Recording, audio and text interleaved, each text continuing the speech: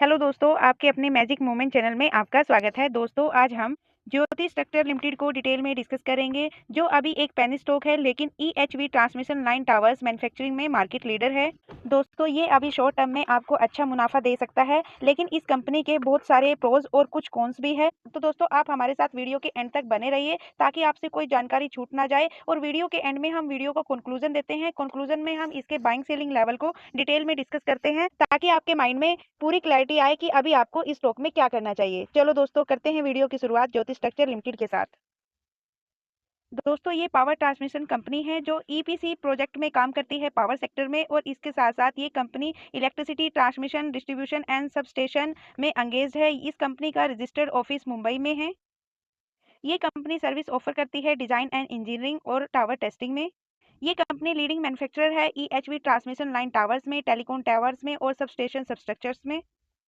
दोस्तों, इस कंपनी के client national thermal power corporation, Reliance communications, siemens energy, Adani energy solution, Sterlite power, lens energy, Noida power company limited etcetera. दोस्तों, इस company के financial year 2024 के Q2 के अकॉर्डिंग इसके टॉप 5 कस्टमर इसके रिवेन्यू में 97% का कंट्रीब्यूट करते हैं। ये कंपनी एनएससी और बीएससी दोनों पर लिस्टेड है। इस कंपनी का मार्केट कैप 2466 सीआर। दोस्तों, ये एक स्मॉल कैप कंपनी है। इसका स्टॉक पी 78.3, इसका स्टॉक पी एवरेज है इसके पीयर्स के कंपैरिजन में। और दोस्तों, इसका आरओसी 1.15%, आरओसी अभी अवेलेबल नहीं है।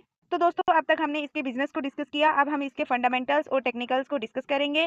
इसके फंडामेंटल्स में हम इसकी क्वार्टरली और ईयरली ग्रोथ को चेक करेंगे। तो दोस्तों, हम इसकी क्वार्टरली ग्रोथ से इसको स्टार्ट करते हैं। हम यहाँ पर लास्ट 4 क्वार्टर्स के रिजल्ट्स को डिस्कस करेंगे। तो दोस्तों, इस कंपनी की सेल सितंबर 2023 के क्वार्टर में 81 सीआर की थी, जो अभी बढ़कर 88 सीआर की हो चुकी है। दोस्तों, यहाँ पर ओवरऑल सेल इंक्रीज हुई है, लेकिन अगर मार्च क्वार्टर से कंपेयर करें तो दोस्तों जून क्वार्टर में इसकी सेल डाउन गई। और दोस्तों, इस कंपनी का नेट प्रॉफिट सितंबर 2023 के क्वार्टर में 11 सीआर था, जो अभी घटकर 5.09 सीआर हो चुका है। यहाँ पर ओवरऑल इसके नेट प्रॉफिट डाउन गए, लेकिन अगर मार्च क्वार्टर से कंपेयर करें तो दोस्तों मार्च क्वार्टर में इस कंपनी का नेट प्रॉफिट 14 था, जो कि लास्ट सितंबर 2023 के कंपैरिजन में अप था। लेकिन ओवरऑल कंपनी की सेल जून क्वार्टर में सेल भी डाउन गई और नेट प्रॉफिट भी डाउन गया। तो दोस्तों, ओवरऑल कंपनी के क्यू ऑन क्यू बेसिस पर नंबर मिक्स है। बाकी हम इसकी एनुअल ग्रोथ को चेक करते हैं। हम यहाँ पर लास्ट 4 इयर्स के रिजल्ट्स को डिस्कस करेंगे। इस कंपनी की सेल मार्च 2021 में 0 थी, मार्च 2022 में 4 सीआर और 4 सीआर से मार्च 2023 में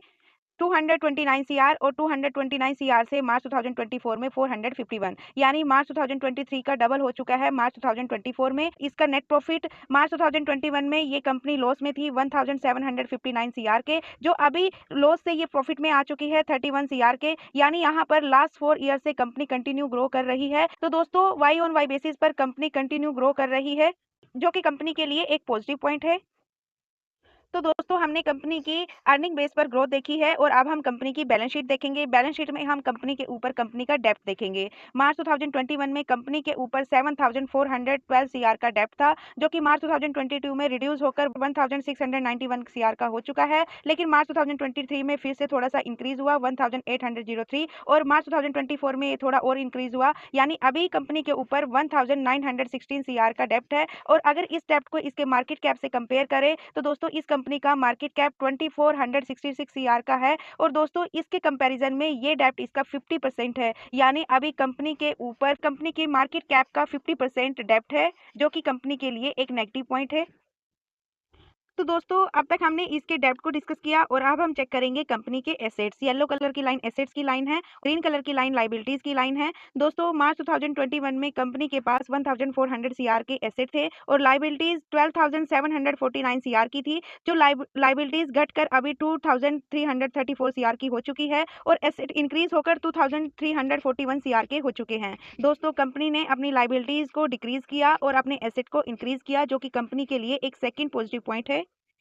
और दोस्तों, अब हम चेक करेंगे कंपनी का शेयर होल्डिंग पैटर्न। यहाँ पर हम इसके इन्वेस्टर्स के स्टेक को डिस्कस करेंगे सितंबर 2021 से लेकर अब तक। दोस्तों, इस कंपनी में एफआईज डीआईज की भी होल्डिंग है। सितंबर 2021 में एफआईज की होल्डिंग 0% थी, लेकिन सितंबर 2022 में एफआईज ने इस कंपनी में एंट्री की 0.12% के साथ, जो कि 2 क्वार्टर्स तक कांस्टेंट बनी रही। मार्च 2023 में अपनी होल्डिंग को इंक्रीज किया, लेकिन जून में फिर से डिक्रीज किया, सितंबर में भी डिक्रीज किया, लेकिन लास्ट दिसंबर 2023 से एफआईज ने कंटिन्यू लास्ट 3 क्वार्टर क्वार्टर से इस कंपनी में बाइंग की, यानी अपने स्टेक को इंक्रीज किया। और डीआईज की होल्डिंग सितंबर 2021 में भी थी 0.16% और दिसंबर 2021 में डीआईज ने अपनी होल्डिंग को इंक्रीज किया 10.43% और सितंबर 2022 में फिर से इंक्रीज किया और मार्च 2023 में फिर से इंक्रीज किया। लेकिन अभी कुछ लास्ट 4 क्वार्टर्स से यहाँ पर डीआईज प्रॉफिट बुकिंग कर रही है और अभी भी डीआईज की होल्डिंग 2.83%, यानी इस कंपनी में एफआईज की भी एंट्री है और डीआईज की भी एंट्री है। और पब्लिक इस कंपनी में 99.84% थी सितंबर 2021 में,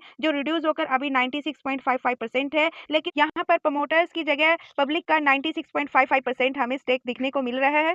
तो अब हम डिस्कस करेंगे इस कंपनी के सीएजीआर। दोस्तों, इस कंपनी के स्टॉक प्राइस ने लास्ट ईयर 121% की सीएजीआर दिए, लास्ट 5 ईयर और 3 ईयर में भी डबल डिजिट की ग्रोथ थी। और दोस्तों, इस कंपनी के सेल्स ग्रोथ की सीएजीआर नेगेटिव में है। और दोस्तों, इस कंपनी के प्रॉफिट ग्रोथ की सीएजीआर लास्ट 10 ईयर से डबल डिजिट की ग्रोथ में थे, लेकिन लास्ट ईयर के प्रॉफिट ग्रोथ के सीएजीआर यहाँ पर 4 डिजिट में है, 2199% के है, जबकि सेल इसमें डाउन गई 11% के साथ, लेकिन इसके प्रॉफिट मार्जिन अप गए।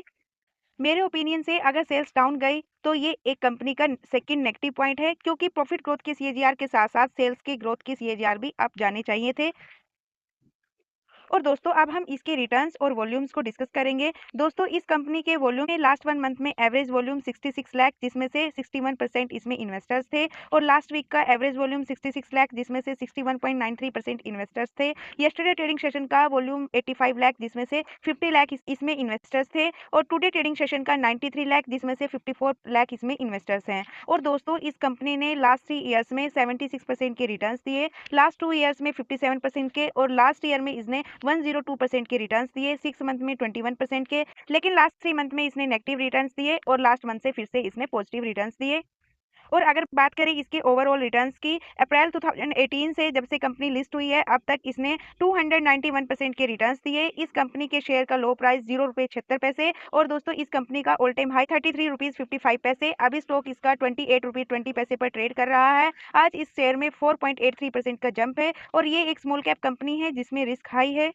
और अब हम कंपनी का स्कोर कार्ड चेक कर लेते हैं। कंपनी की परफॉर्मेंस एवरेज है, वैल्यूएशन हाई है, ग्रोथ इसमें एवरेज है, प्रॉफिटेबिलिटी भी इसमें एवरेज है, एंट्री पॉइंट भी अभी एवरेज है, इसका स्टॉक अभी ओवरबॉट जोन में नहीं है और इस कंपनी में रेड फ्लैग भी एवरेज है, क्योंकि ये कंपनी एएसएम लिस्ट में शामिल है।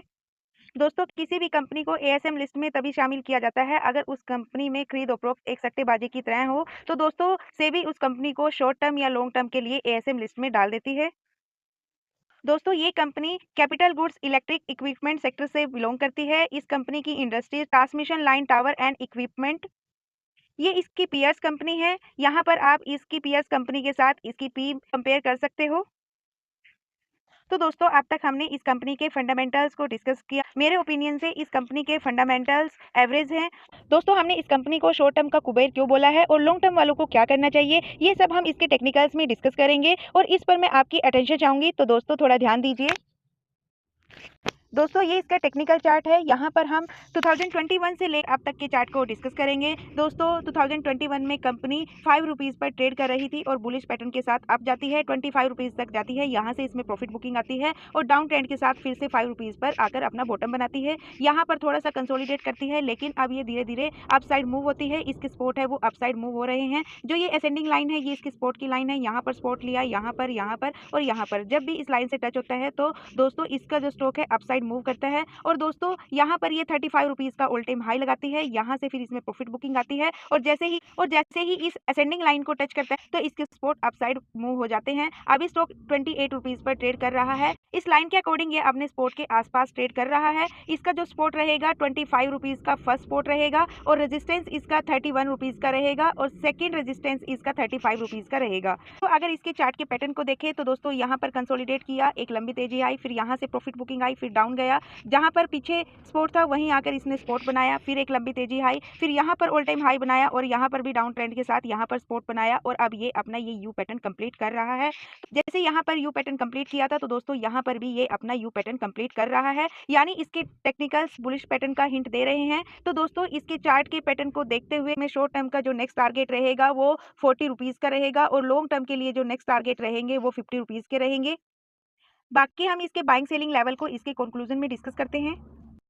दोस्तों हमने इसके बिजनेस को डिस्कस किया, इसके बेसिक फंडामेंटल्स को डिस्कस किया, टेक्निकल चार्ट को स्टडी किया, शेयर होल्डिंग पैटर्न को चेक किया। कंक्लूजन दोस्तों, अगर कोई इस कंपनी में इंटरेस्टेड है, फ्रेश बाइंग करना चाहता है या फिर एड ऑन करना चाहता है, तो दोस्तों मेरे ओपिनियन से आप इस कंपनी में 26 रुपीज़ से लेकर 28 रुपीज़ के बीच में कहीं भी बाइंग कर सकते हो। ये इसका बाइंग जोन है। और दोस्तों अगर किसी के पास इस कंपनी का स्टेक है, प्रॉफिटेबल है, प्रॉफिट बुकिंग करना चाहता है, तो दोस्तों उसको अभी वेट एंड वॉच करना चाहिए इसके 31 के लेवल के ब्रेक होने का या फिर इसके Q2 के रिजल्ट के आने का। बाकी दोस्तों आप अपने रिस्क और रिटर्न के अनुसार इसमें कहीं भी प्रॉफिट बुकिंग कर सकते हो, क्योंकि मेरे ओपिनियन से मैं कंपनी को लॉन्ग टर्म के लिए कंसीडर नहीं करती, क्योंकि मार्केट्स में इसकी बहुत सारी पीएस कंपनियां हैं जिनके फंडामेंटल्स भी स्ट्रॉन्ग हैं और लॉन्ग टर्म में इससे ज़्यादा मल्टी बैगर रिटर्न्स देने का दम रखती हैं। आप अपने रिस्क और रिटर्न के अनुसार ही इसको लॉन्ग टर्म के लिए कंसीडर करें। तो दोस्तों ये थी ज्योति स्ट्रक्चर की कंप्लीट स्टडी। तो दोस्तों यदि आपको वीडियो पसंद आए, यदि वीडियो से आपको कुछ सीखने को मिला, तो प्लीज़ वीडियो को लाइक कीजिए, शेयर कीजिए एंड कमेंट कीजिए। और दोस्तों यदि आपको वीडियो में कुछ कमी नजर आए, तो प्लीज़ उसका भी फीडबैक दीजिए ताकि हम आपको और अच्छा कंटेंट प्रोवाइड करा सके। और दोस्तों आप भी इस कंपनी को 10 में से नंबर देकर अपना ओपिनियन जरूर शेयर कीजिए। और यदि चैनल पर नए हो तो प्लीज़ चैनल को सब्सक्राइब कीजिए, बेल आइकन को प्रेस कीजिए। मिलते हैं दोस्तों नेक्स्ट वीडियो में, तब तक के लिए बाय बाय दोस्तों। हेलो दोस्तों, लाइक कर दो प्लीज।